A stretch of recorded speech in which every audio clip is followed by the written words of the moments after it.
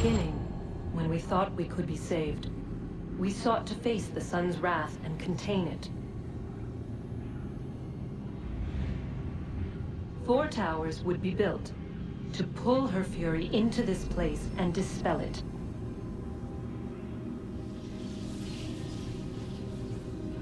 But even with all we knew, with all we had, it would take too long. 1,000 years we could labor, and still the work would not be done. The first tower was never completed. The project abandoned. We moved on. But while we labored on other endeavors, a few returned. They thought to automate the process. Metal might finish what flesh could not.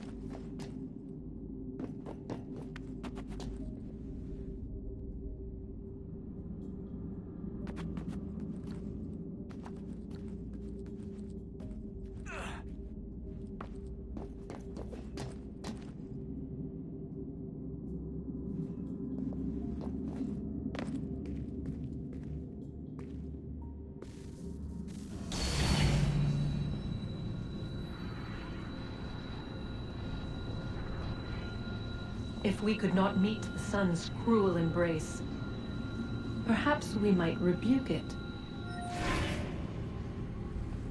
Already we could generate fields to protect us in times of strife. But these were small and simple things. To replicate them on a scale the size of a world, we lack the energy to make it so. Half the world, they said then. It is better than none at all. We tried. Again, we failed. A quarter, they asked. Even this we could not do. A 6th, an 8th, a 10th, they cried. The answer was still the same. Perhaps in time a city might be spared. But it was time we did not have. So we moved on.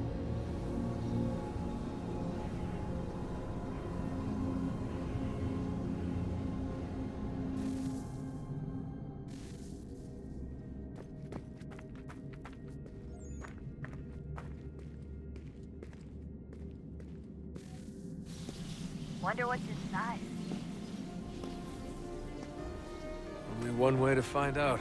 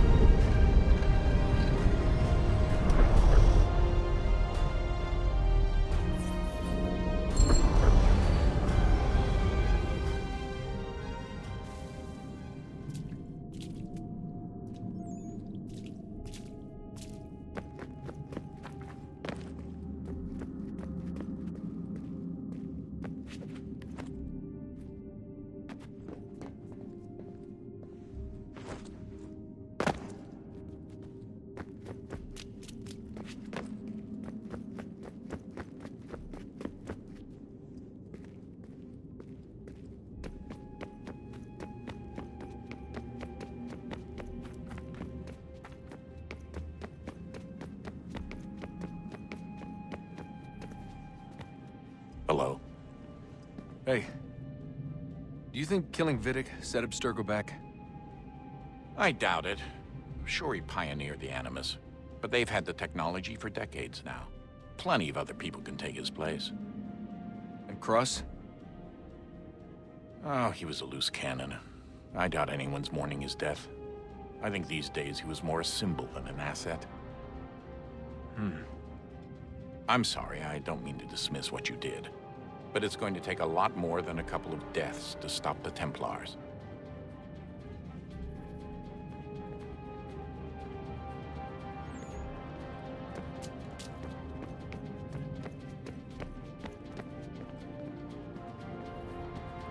I regret not asking you to hack into the Abstergo servers while you were there. A couple of well-placed relays and we'd be swimming in information. We have everything we need. Yeah, except the key. We're close. How do you know? I just do.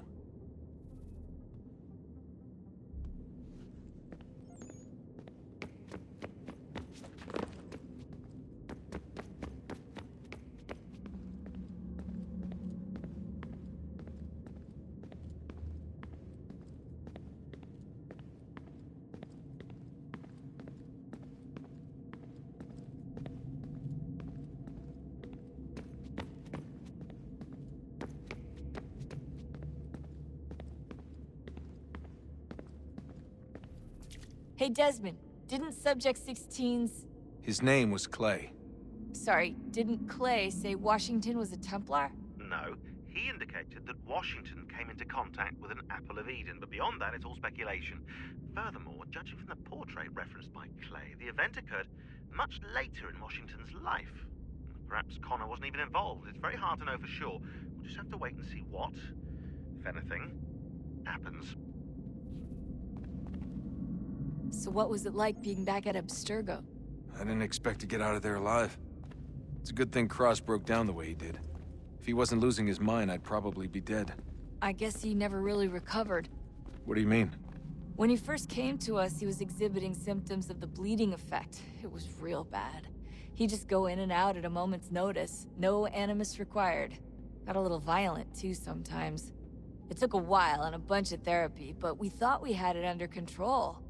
Once he went back over to Abstergo, though, who knows what they did to him. I still worry about that happening to me. He was raised in an animus, Desmond. There's overexposure, and then there's Daniel. Poor guy.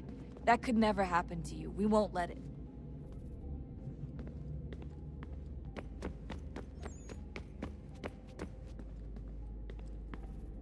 Did Vidic put you in an animus when you were at Abstergo?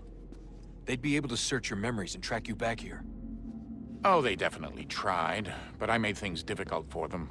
You can resist, you can cloud up the transmission, or just refuse to move. Eventually, they would have gotten what they needed, but it still would have taken them weeks. Vidic threatened to put me in a coma once. It would have made you more pliable. But if the user isn't engaged, it's a mess. I know they've been working on ways to extract memories and let others sift through those memories. Maybe they're even analyzing mine right now. Maybe they'll find us. I don't know. What I do know is that we've got to get through that door. Yeah. I should probably get back into the animus.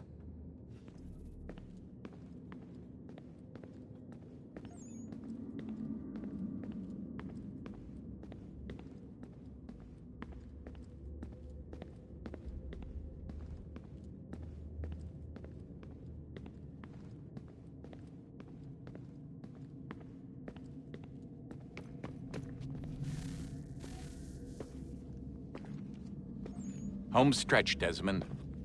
I can feel it. The tides of war are turning. The Loyalists fall back beneath the advancing Patriot army, their hold on this land weakening by the day. But the Templars only seem to grow stronger.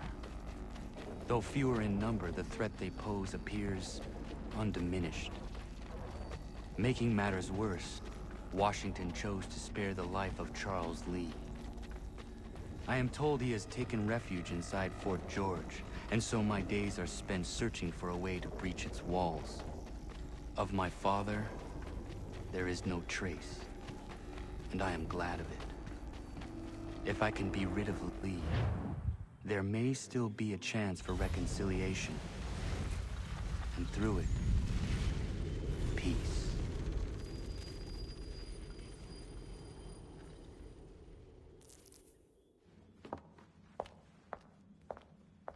Connor, he's asking for you.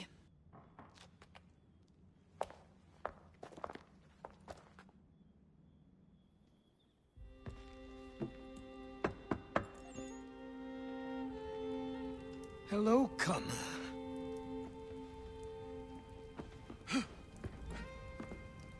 Come now.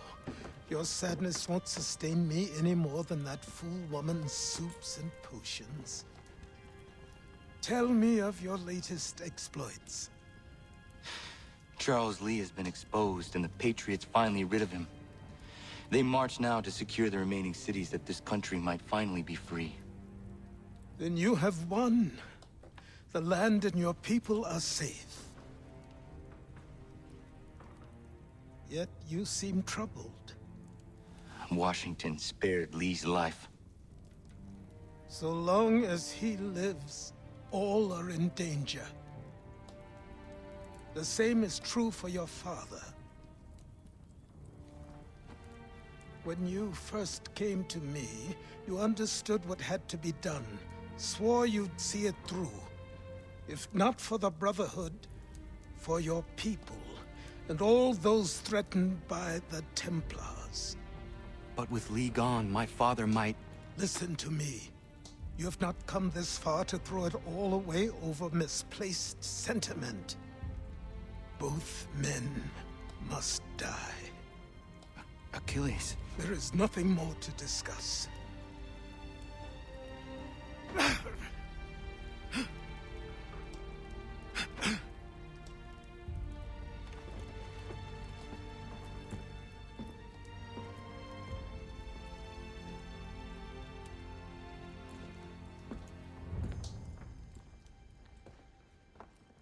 Connor, I came as soon as I could.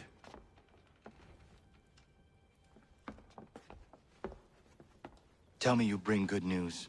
The Comte de Grasse said yes. You need only join his fleet in Chesapeake Bay and they will serve as required. But what exactly is it you intend? It's better that I show you.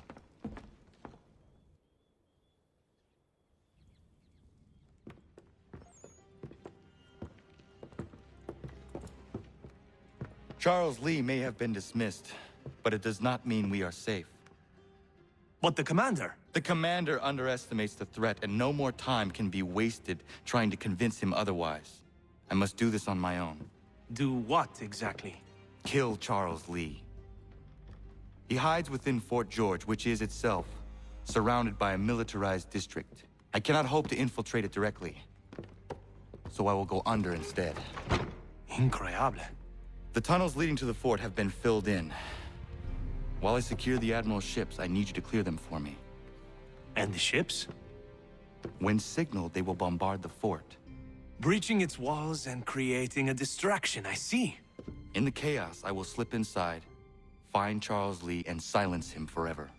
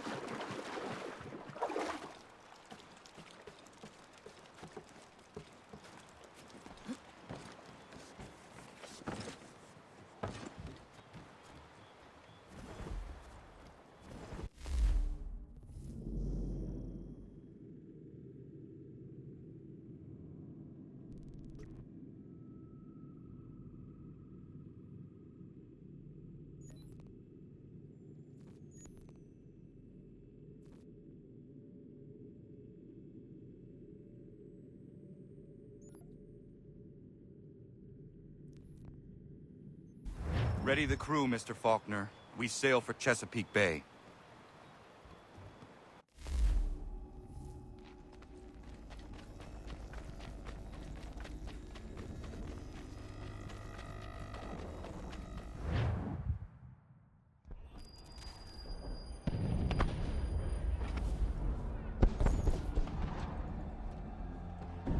Lafayette promised me a fleet beyond compare and a captain without peer. Instead, I find myself greeted by one old ship and a boy in costume.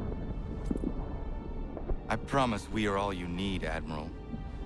I doubt this very much, but beggars do not choose. And the ships I require? They are yours, provided we survive this. What would you have me do? Hold the bay while I engage the main fleet. Should any British ships dare approach, destroy them. They must be kept from Yorktown.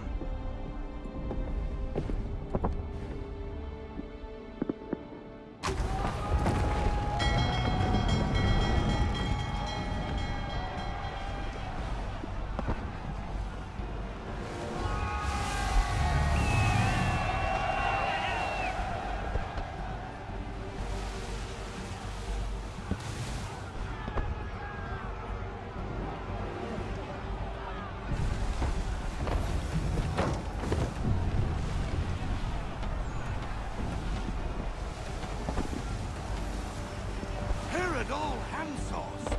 Hell is manifest upon the sea! How many do you reckon? Too many.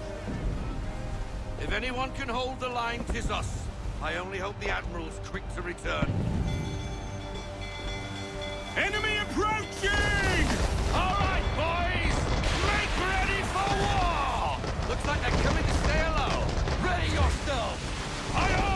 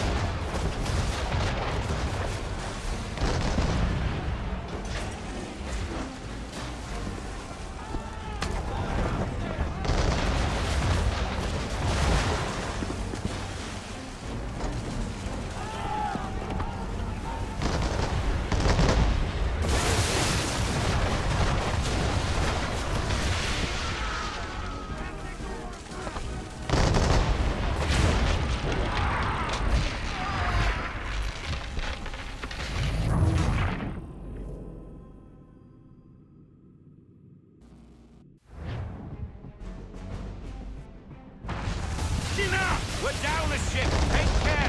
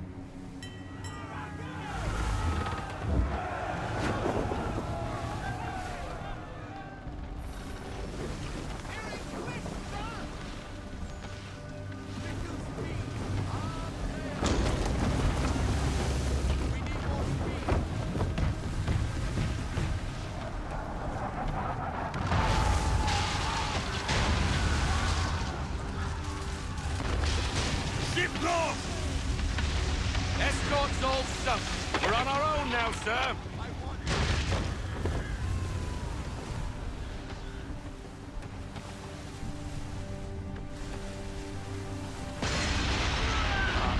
God. Where are our blasted reinforcements? They will come. We must hold the bay until they do. Oh, this is madness. You're alone and we're without reinforcements.